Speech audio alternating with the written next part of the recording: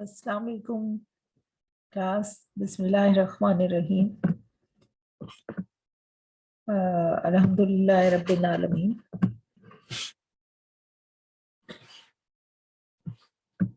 Class, this video lecture is about your course Operation Research, and we are reached up till our midterm exam. This will be the last lecture before the midterm exams. So lecture number 6 is about still linear programming problems, and we will see the method of simplex method, duality, dual theory, and big M method and two-phase method of linear programming techniques in our lecture number 6. And basic concept behind the linear programming strategies are to find the optimal feasible solution. So we adopt different methods according to the situations and the constraints, capacities, and develop our objective functions and objectives to find out the optimal solution. So if we have a simple problem with the two variables, then we have the graphical technique to find out the solution. And if we have three variables, then the graphical technique is difficult to use to find out the optimal solution. Having more than two variables, then we use the simplex method. In simplex method, if we have a constraint of less than type or have different constraints in a problem, then we use the two-phase method or big M method, and we use the duality and dual 3D problems. So these all techniques are to find out the optimal solution of our feasible of our linear programming case.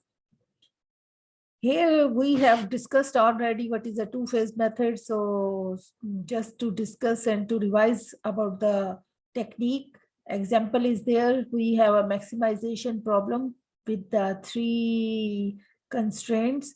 One is equal to type, and the other two are less than or equal to types. We have three variables over here.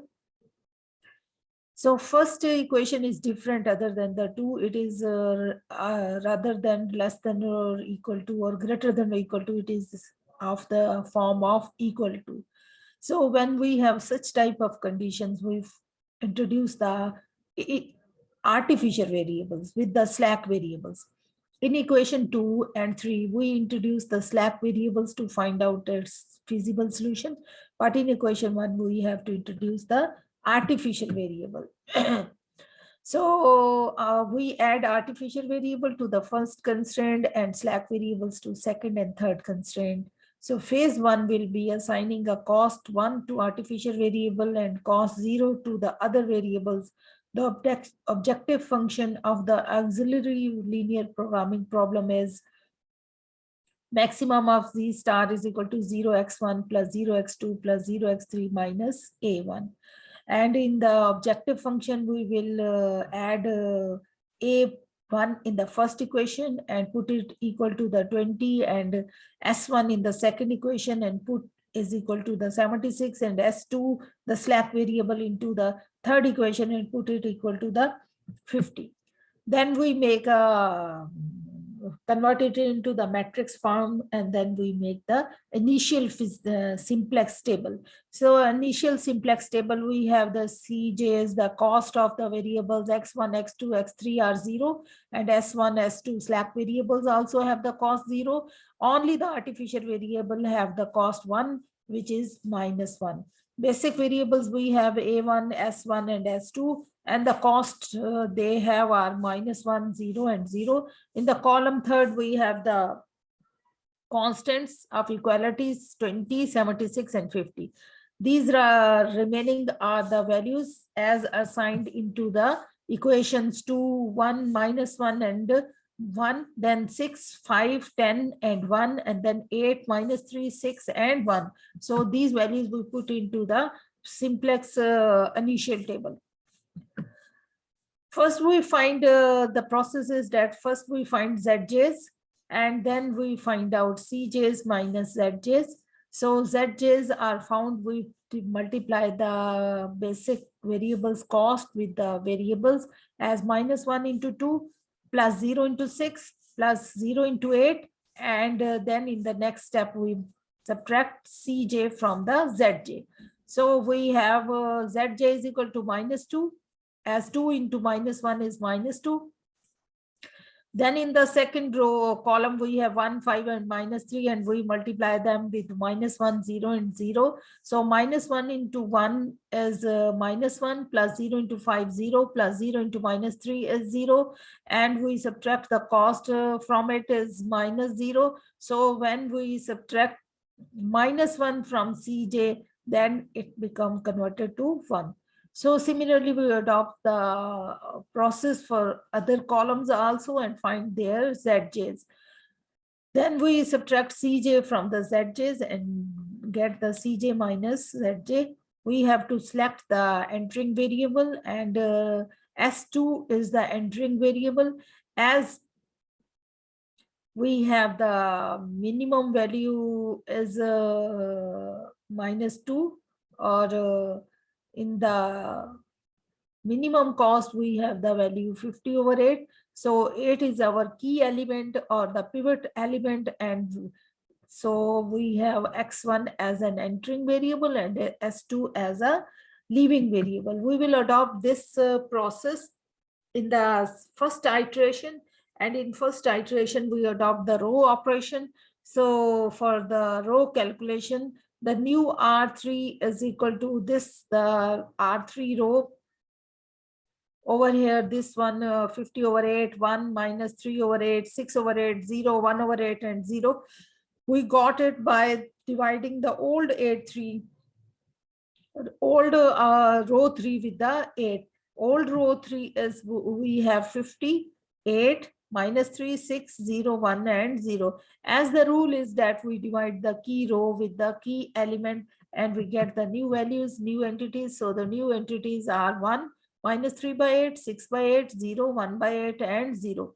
So then the next process is that we made all the other rows of the this pivot element values in the same column 0 and 0. So to make it 0, we adopt the operation on the new R1 row, that is the 0, 1.7 5 minus 7.50 minus 1/4 and 1. We got it by the new R3 multiplying it with 2 and subtracting the old R1 from this row. And similarly for the new R2, we adopt this operation and get this. Then we find out the Zj, we subtract Cj from the Zj, then we find out the minimum ratio, and then we find out that x2 is the entering variable and a1 is a leaving variable. So as there is no artificial variable in the base, go to the phase 2. So when we deleted or eliminated or get rid of the artificial variable, then our phase 2 is started. In phase 2, we consider the final simplex table of phase 1. Consider the actual cost associated with the original values. Now we change the cost, as before that we are using the cost 0, 0, 0 and -1 for the artificial variable. Now the original cost we will use, that is 5 minus 4 and plus t of maximization function. So we put it in the phase 2 again as a cost, and then with the original variables, delete the artificial variable a1 column from the table as it is eliminated in phase 2. So maximization of z is equal to 5x1 minus 4x2 plus 3x3 plus 0s1 plus 0s2 and minus 5x1 plus 4x2 minus 3x3 minus 0s1 minus 0s2 is equal to 0. Now we have the cost as 5 minus 4, 3, 0, and 0. Variables are x1, x2, x3, s1, and s2. And the xb is 4.27, 7.47, 7.85, CB is -4, 0, and 5, and the basic variables are x2, s1, and x1. Then again, the process will be the same. We find out Zj, then we subtract the values of Zj from Cj, and this the way we got the values of x1 is equal to 7.855, because all the values in the objective functions are 0, 0, and minus 9.82 and minus 0.925. So as the given problem is of maximization and all the values in Cj minus Zj are either 0 or negative, an optimal solution is reached and is given by x1 is equal to 7.855 and x2 4.28 and z is equal to, as we have given, 5x1 minus 4x2 plus 3x3. So z is equal to 5 into, we put the value of x1, and then instead of x2 we put the value of 4.28, and there is no value of x3, so we replace it with 0. So we got the maximization value as 22.15, which is our optimal feasible solution. Now there is another example for the two-phase method. We have given a maximization problem of the equation -4x1 minus 3x2 minus 9x3, and the constraints are given to us. So what we have to do, we add artificial variable to the first constraint and slack variable to the second and third constraints. So first we have phase 2, and then assigning the cost 1 to artificial variable and cost 0 to the other variables. The objective function of the auxiliary linear programming problem is 0x1 plus 0x2 plus 0x3 minus a1 minus a2, as both the constraints are of greater than or equal to type. So in the first equation a1 we added, and in the second equation we added a2 and got the equation as 2x1 plus 4x2 plus 6s3 minus s1 plus a1 is equal to 15 and minus s2 plus a2 is equal to 12. Similarly, again on the same process, we add the costs. All have 0 except artificial variable have cost -1 and -1. We have the variables x1, x2, x3, slack variables s1, s2, and the artificial variable a1, a2. This is our basic simplex method table with the basic variables a1 and a2, and their cost -1 and -1, and xb has 15 and 12. So first we find again, according to the procedure, find Zj, then we subtract the values of Zj from Cj, and then we find out similarly the entering variable, and after finding the minimum ratio, we find out the leaving variable. So x3 is the entering variable and a2 is the leaving variable. Then in the first iteration, we adopt the row calculations, and the after row calculation, which is mentioned over on the top, that new R2 is we got by dividing the old R2 with 6, and we got the new R1 with dividing the R2, new R2 multiplying with 6 minus old R1. And similarly, in the second initial table, second iteration, we also have the row calculations that we got the new R1 by dividing the old R1 with 3, and got the new R2 with the process of new R1 multiplying with 1/6 minus old R2. So similar on these calculations, we got in the first iteration that x2 is entering variable and a1 is leaving variable, and in the second iteration we got the basic variables as x2 and x3, and there is no artificial variable, so optimality condition is satisfied at z star is having 0 value, as a1 and a2 are artificial are finished. So now we enter into the phase 2. Original objective function is given. Consider the final simplex table of phase 1. Consider the actual cost associated with the original variables. Delete the artificial variable a1 column from the table. as it is eliminated in phase 2, and then our maximization function is of minus 4x1 minus 4x2 minus 9x3 minus 0s1 minus 0s2, and the maximization is like this, and we have the constraints 2x1 plus 4x2 plus 6x3 minus 0s1 and so on. Then we find out the initial basic feasible solution by the first simplex table. We find out that x1 is entering variable and x3 is leaving variable. Then in the first iteration, we find out that of the two-phase method with the row calculation, we find out that there is all the values in 0 are 0 or negative. The condition of optimality is reached. So x1 has the value 3/2 and x2 has the value, x3 has the value 3. Hence, minus 4x1 minus 3x2 minus 9x3 will be minus 4 into value of x1, 1.5 minus 3 into value of 3, and minus 9 into value of x3, which is 0 because there is no value of x3. So maximization function has the value minus 15. This is all about two-phase method. Now we will move to the M method. And there is also another example for your understanding and more practice of the two-phase method. You will see it and find it more convenient to solve. Reaching at the M method, a method of solving linear programming problems. It is one of the oldest linear programming technique. Big M or only M method refers to a large number associated with the artificial variables. The big M method introduces surplus and artificial variables to convert all inequalities into the standard form. And what is its algorithm or its steps? Add artificial variable in the model to obtain the feasible solution. Add only the greater than or equal to type or the equal to constraints. A value M is assigned to each artificial variable. The transformed problem is then solved using simplest, eliminating the artificial variable.